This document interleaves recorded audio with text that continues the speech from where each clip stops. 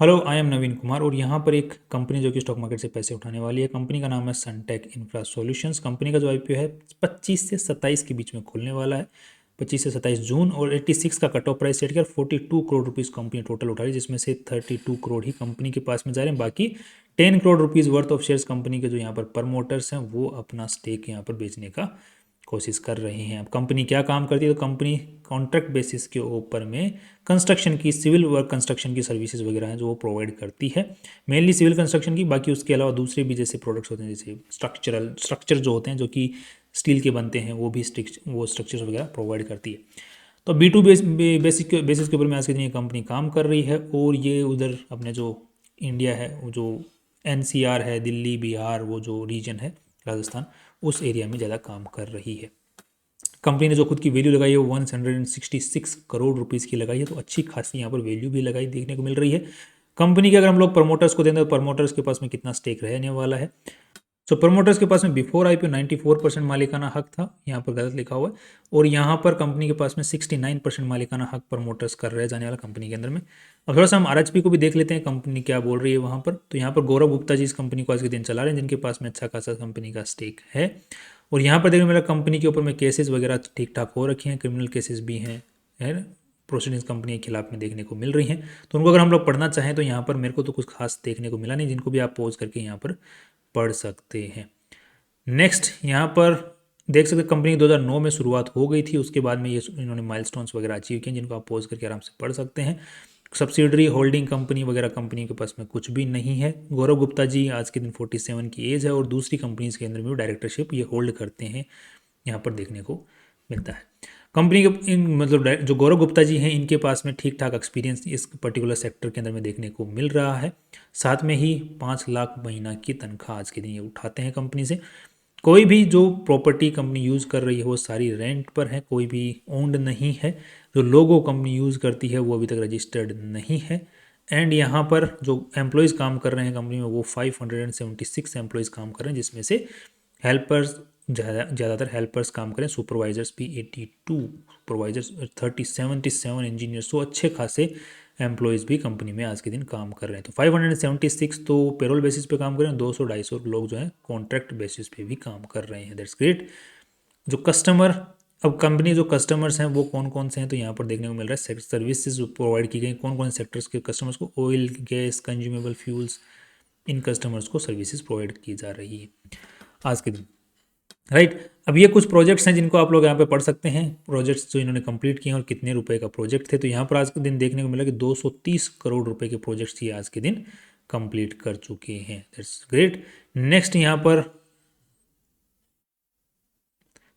पर देखने को मिल रहा है कि ये कंपनी के जो इंस्ट्रूमेंट्स हैं, जो राइट, उनकी आप फोटोज़ यहाँ पर देख सकते हैं, जो काम करती हुई है, जो ये रखते हैं, जिनको किराए पे भी मशीन्स वगैरह को देती है कंपनी, उनकी आप लोग इक्विपमेंट्स को देख सकते हैं। यहाँ पर ये इनके काफ़ी सारे जो सिविल वर्क्स ये जो कर रहे हैं वर्कर्स, उनकी साइट की फोटोग्राफ्स भी आप देख सकते हैं। नेक्स्ट यहाँ पर देखने को मिल रहा है कि कंपनी के टोटल जो कस्टमर्स हैं, नंबर ऑफ एसोसिएशन, तो कस्टमर्स के साथ में कितना एसोसिएशन है, तो 10 साल से पुराने जो कस्टमर्स हैं वो 2 हैं, और मोर देन 5 ईयर्स के 20 कस्टमर्स कंपनी के पास में आज के दिन। दैट्स मीन्स की कंपनी रिलेशंस अच्छे बना रही है। नेक्स्ट ऑर्डर बुक की अगर बात करते हैं तो कंपनी के पास में प्रोजेक्ट्स जो अनकम्प्लीटेड प्रोजेक्ट्स हैं उनका 83 करोड़ की ऑर्डर बुक पड़ी हुई है, और 4 करोड़ रुपीज़ की रेंटल की ऑर्डर बुक पड़ी हुई है, जो कि मशीनरी रेंटल पे देती है ना, उससे। नेक्स्ट कंपनी का यहाँ पर जो रेवेन्यू आ रहा है वो सिंगल कस्टमर से 50% रेवेन्यू आया है इस बार, और टॉप 10 कस्टमर से मैक्सिमम कंपनी का सारा रेवेन्यू आ गया है मैक्सिमम।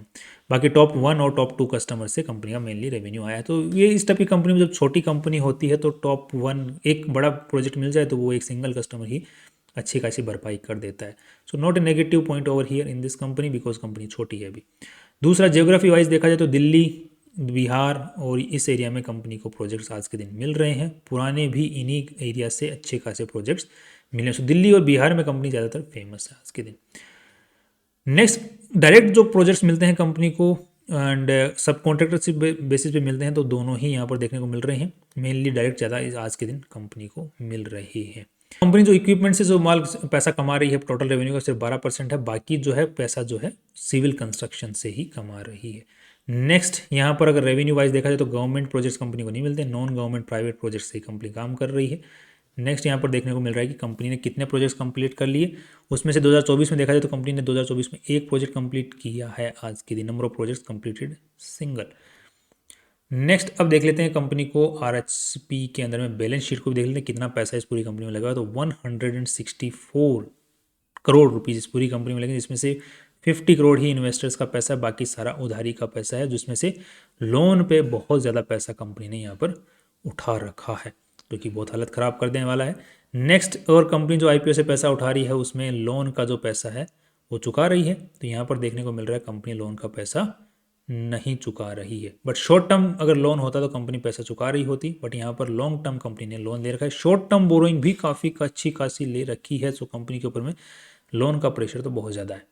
दूसरा प्रॉपर्टी प्लांट एंड इक्विपमेंट में कंपनी ने सबसे ज़्यादा पैसा वो लगा रखा है। अब लोन पे क्या कंपनी के पास मशीनरी है, तो मशीनरी इक्विपमेंट्स कंपनी ने लोन पे ले रखे हैं, उनकी ईएमआई पे करती रहती है, तो वो कंपनी का मेनली प्रोजेक्ट है, और उसमें भी कंपनी अच्छा खासा खर्च अभी और इक्विपमेंट्स वगैरह खरीदने वाली है, तो उसमें भी अच्छा खासा पैसा और खर्च करने वाली है।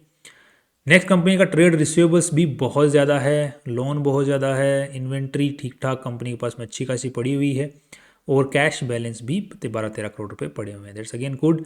रेवेन्यू की बात करते हैं तो 71, 85, 95 और 89 करोड़ रुपीज़ का रेवेन्यू कंपनी ने जनरेट किया है अभी, जो कि इंक्रीजिंग ऑर्डर के अंदर में है, जो कि इंक्रीजिंग ऑर्डर में ही देखने को मिला। That's good. यहाँ पर अभी इस साल जो है ये सिर्फ 9 महीने का डेटा है, तो पूरे साल का अगर डेटा निकालेंगे तो यहाँ पर देखने को मिल रहा है कि 120 करोड़ रुपए का रेवेन्यू कंपनी जनरेट कर लेगी, और नेट प्रॉफिट कंपनी निकाल लेगी 10 करोड़। 10 करोड़ तो ये तो हो गया 312 करोड़ के आसपास का कंपनी नेट प्रॉफिट भी इस साल निकाल लेगी। बट पॉइंट यहाँ पर अटकता है, जो कि कहाँ पर अटक रहा है, जो कैश फ्लो स्टेटमेंट के अंदर में। So net cash generated is not good. तो यहाँ पर अदर लाइबिलिटीज से कंपनी के पास में कैश आ रहा है, बट कंपनी खुद कमाई वाला जो पैसा है उसको बचा नहीं पा रही है।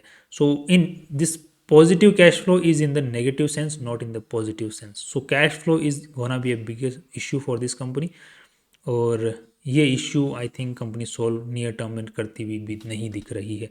सो अब इसको एक बार कंपेयर करके देख लेते हैं, सॉरी इसको कंपनी का पी और पी रेशियो निकाल लेते हैं, तो इसका इस बार का जो है 12 करोड़ का जो है नेट प्रॉफिट है, 12 करोड़ के हिसाब से अगर हम लोग यहाँ पर देखते हैं तो 542 सो लगभग 14 का आसपास का पी रेशियो निकल के आता है। और पी बी रेशियो अगर हम लोग देखते हैं तो यहाँ पर नेटवर्थ कितनी है कंपनी की, 50 करोड़, और यहाँ पर कंपनी के पास में और पैसा जा रहा है 30 करोड़, सो 80 करोड़ प्लस यहाँ पर देखने को मिल रहा है लगभग 2 का पी बी रेशियो निकल के आ रहा है। सो 13-14 का पी रेशियो और ये जो 2 का पी बी रेशियो, तो ये ठीक ठाक कॉम्बिनेशन देखने को यहाँ पर मिल रहा है। अब यहाँ पर अगर इसको हम लोग कंपेयर करते हैं दूसरी कंपनियों के साथ में, तो यहाँ पे एक कंपनी है क्राउन लिफ्टर, उसका है 210 का, इसका भी जो है 21 का पी रेशियो देखने को मिल रहा है, और दूसरी कंपनी है ITD सीमेंटेशन कंपनी, तो बहुत बड़ी कंपनी है, इसका 37 का है। सो कंपेरिजन वाइज देखा जाए तो कंपनी की वैल्यू ठीक है, बट जो रिस्क है वो रिस्क थोड़े ज़्यादा हैं। सो लॉन्ग टर्म का व्यू अभी नहीं बनाएंगे, बट शॉर्ट टर्म का और लिस्टिंग गेन का व्यू बना सकते हैं, और लिस्टिंग गेन का तभी बनाना है जब यहाँ पर ग्रे मार्केट प्राइस आपको GMP जो है वो कितना मिले, मोर देन 40% एटलीस्ट मिले, तभी अपने को व्यू बनाना है लिस्टिंग गेन का। That's all. कल फिर मिलते हैं इंपॉर्टेंट वीडियो के साथ में। Finally see you tomorrow.